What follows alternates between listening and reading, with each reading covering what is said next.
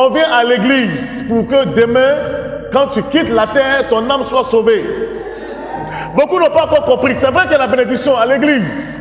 Il y a la bénédiction pour démontrer que Jésus est puissant. Ça, c'est vrai. Mais en un mot, ceux qui ne vont pas à l'église, là, quand ils meurent, ils ne vont pas au ciel, ils vont à l'enfer. Mais toi, quand tu viens à l'église, quand tu meurs, c'est pour aller au ciel. Ce n'est pas pour aller à l'enfer. Qui comprend mon message ce matin? Ça, c'est important.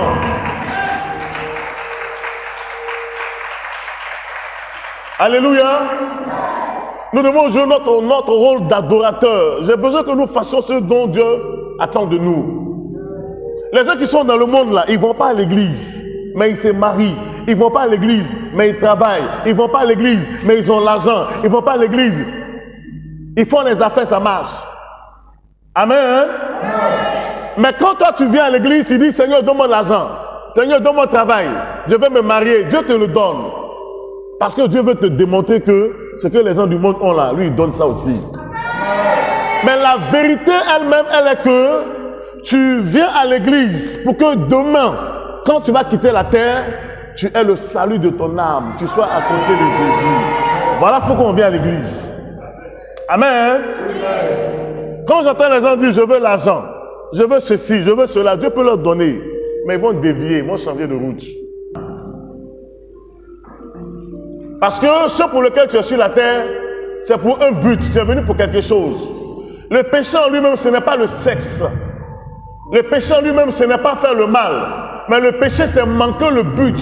En langue hébraïque, on dit quelqu'un a péché, il a raté ce pour lequel il est venu sur la terre. Il faut jouer son rôle.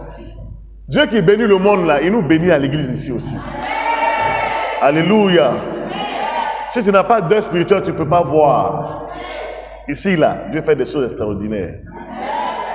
Il dit, l'apôtre Jean dit, quand je vis, je tombais à ses pieds pour l'adorer, mais il me dit, garde-toi de le faire, car je suis ton compagnon de service. Alléluia. Dans ce mois de mai, là, tu vas dire au Seigneur que mon compagnon, lui que tu... Parce que, écoutez-moi très bien, chaque chrétien a un ange.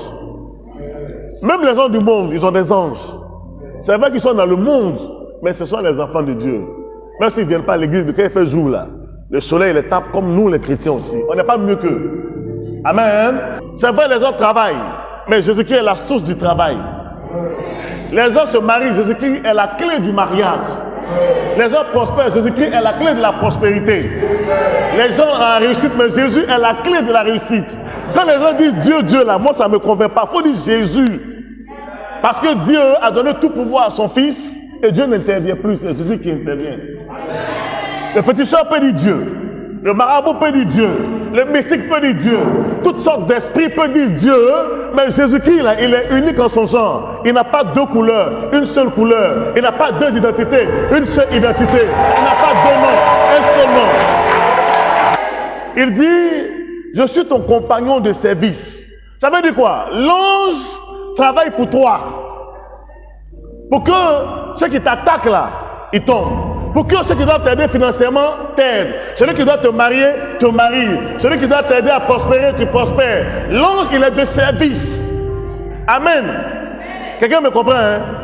Et il dit, je suis ton compagnon de service et celui de tes frères qui ont le témoignage de Jésus. Donc, l'ange, il est pour nous les chrétiens, mais pas pour les païens.